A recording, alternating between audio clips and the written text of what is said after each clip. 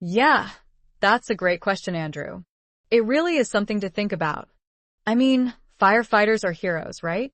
But what's their mindset when they're out there battling fires or rescuing people? Exactly. So, have you ever met any firefighters in real life? Ava? Well, not directly, but my sister-in-law has a cousin who works as a firefighter. He was kind of reluctant to share too many details about his job, but I got a glimpse into their daily lives. That's interesting. So what can you tell me about how they prepare for and handle emergencies? They go through intense training both physically and mentally. It's like boot camp on steroids. But besides that, they rely heavily on teamwork and protocols to stay safe and effective in the field. Wow. Sounds tough, but crucial. And what kind of equipment do firefighters use? I mean, it must be really heavy, right? Actually, their gear is designed to be lightweight and practical for them to move around quickly. They have fire-resistant suits, breathing apparatuses, basically everything they need to survive in those extreme conditions. That's amazing. And do you think being a firefighter has changed the way firefighters perceive danger or risk? Definitely. Firefighters are trained to assess risks and make quick decisions under pressure. But even with that training, it doesn't make the fear of danger go away, it just teaches them how to manage it. Makes sense. So, when they're not fighting fires, what do firefighters spend their time doing?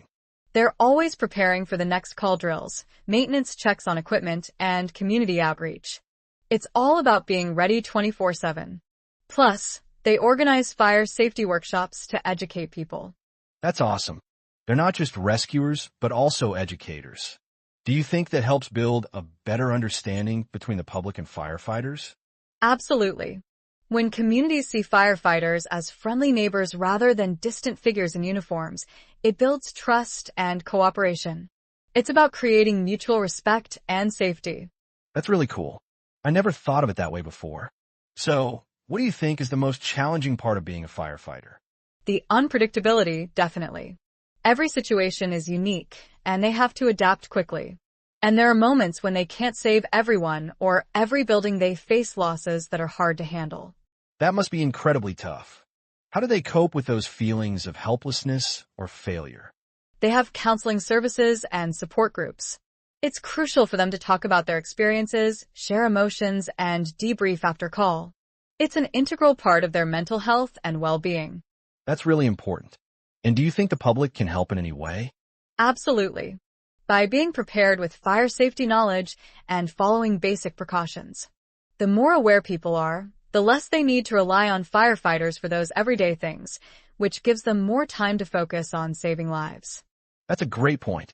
So, how do you think the role of firefighters might change in the future? Technology could play a bigger role, like drones for aerial assessments or AI systems for real-time fire prediction. Plus, with climate change making fires more frequent and severe, they'll need to adapt their strategies too. That's fascinating. It sounds like firefighters are always evolving to meet new challenges. Indeed. Their work is constantly changing, but the core values of bravery, dedication, and service remain constant. Thanks for sharing all this with me, Ava. You've given me a whole new perspective on what it means to be a firefighter. No problem at all, Andrew. It was great talking about it. Maybe next time we can explore more aspects of their lives and work. Absolutely, Andrew. It's amazing how much we take for granted. I was completely floored by how calm he was, describing things like, a house fire. It's so much more than just sirens and hoses, isn't it? Before we jump into specifics, I was really curious. Where's the first thing that struck you about Mark's demeanor? Did he seem prepared? Honestly, he didn't seem prepared in a frantic way. More like intensely focused, like he'd run through this countless times in his mind. And the way he spoke about the people he's saved, that really hit home. It wasn't just about putting out the fire, was it? He talked about the families. Totally. That's what got me. He was so deliberate about prioritizing human life. He described a call he responded to, a small kitchen fire, and how he meticulously checked for anyone trapped, even before he started battling the flames. It's the small details that seem to matter so much. What did he say about the training they go through? Is it purely physical, or is there a huge psychological component?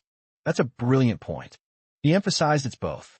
The physical stuff, the drills, the equipment handling is obviously crucial. But the psychological training, particularly situational awareness and decision-making under extreme stress, was just as important. He said they run simulations that put them in completely disorienting scenarios, forcing them to react instinctively. Wow, that sounds intense. Did he talk about the toughest calls he's faced? I'm imagining those would be incredibly difficult to process. I'm picturing the aftermath, the emotional toll. How did he describe dealing with that? He was very open about it. He mentioned one incident, a car accident with multiple fatalities. He didn't shy away from the sadness, acknowledging the profound impact it had on him and the team. He emphasized the importance of debriefing and supporting each other afterward. It's not just a job, he said, it's a commitment to each other. That's so important. I think that's often overlooked, the camaraderie, the support system. You hear a lot about the danger, but not the weight of responsibility, the burden of making those life or death decisions. Did he talk about the equipment? The gear, the vehicles, it must be incredibly specialized. Absolutely. The equipment is a massive part of it. He explained the different types of hoses, the specialized tools, the thermal imaging cameras. It's a whole arsenal. And the vehicles, they're incredibly robust, built to withstand some serious abuse. He mentioned the constant maintenance and upgrades are critical. So, it's not just about knowing how to use the equipment, but understanding it, trusting it to work when your life depends on it. Did he discuss any particular challenges they face, like responding to high-rise fires or working in confined spaces? He said high-rise fires are exponentially more complex due to the building's structure and the potential for multiple occupants. And confined spaces, like collapsed buildings, are terrifying. He spoke about the need for specialized training and equipment for those situations. The time pressure is immense. It's mind-blowing to think about the level of preparation and skill required. I was also curious, do firefighters have a particular type of physical fitness they need to maintain? You'd imagine carrying equipment and battling flames would be incredibly demanding. He said it's a very specific type of fitness, strength endurance, core stability, and agility. They're constantly training to carry heavy equipment, navigate difficult terrain, and perform physically demanding tasks. It's not just about being strong. It's about sustained performance. That makes sense. And it's not just about their own fitness, but also about being able to assist others. Thinking about the risks, do firefighters ever experience a sort of aftermath in terms of mental health? Like, are there programs or support available to them? He mentioned that's a huge priority now.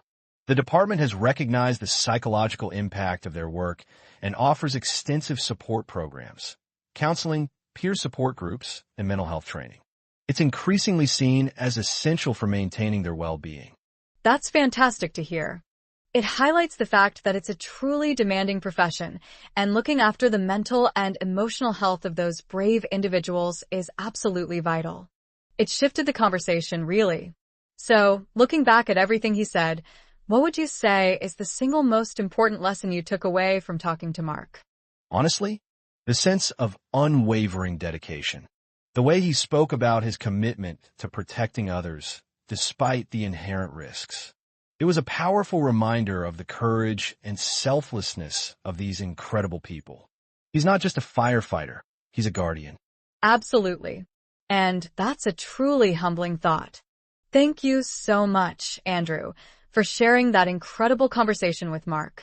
It's given us a much deeper appreciation for the sacrifices firefighters make every single day. Actually, I did last year when my neighbor's house caught on fire during a storm. The firefighter who responded was really cool.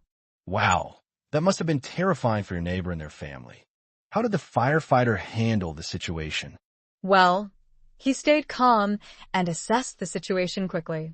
He made sure everyone was safe before even thinking about putting out the fire. That's impressive. I've always been curious about what goes through a firefighter's mind in those situations. Do you think it's adrenaline-fueled or more strategic? I think it's a mix of both, to be honest. They have to make quick decisions under pressure, but they also need to think critically and prioritize tasks. That makes sense. I've heard that firefighters undergo extensive training to prepare for different scenarios. What kind of training do they receive? Oh, it's incredibly rigorous. They learn about firefighting techniques, rescue procedures, and even how to navigate through smoke-filled buildings. That sounds like a lot to take in. Have you ever seen a fire being fought firsthand? I've always been amazed by the equipment they use. Actually, my neighbor's house was within sight of the fire station, so I watched from a distance as they responded and battled the flames. It was incredible to see them work together. Wow, that must have been amazing to witness. What about the psychological toll of dealing with traumatic situations? Do firefighters experience any specific challenges? Yes, unfortunately, they do. They often deal with PTSD and other mental health issues due to the nature of their work. It's not something they advertise or talk about openly. That's heartbreaking. I had no idea it was that bad. How can we support firefighters in these situations? Well, one way is by appreciating their service and sacrifices. We should also prioritize mental health resources and provide more support for their well-being. Absolutely. Last question. What do you think is the most misconceived myth about being a firefighter? I'd say that people often think firefighters just run into burning buildings without a plan. But in reality, they have to carefully assess risks and make strategic decisions on the fly. That's so true. It's not just about rushing in. It's about executing a precise response. Thanks for sharing your insights with us today. No problem. I think it's essential to raise awareness about the realities of being a firefighter. Well, thank you both for an eye-opening conversation.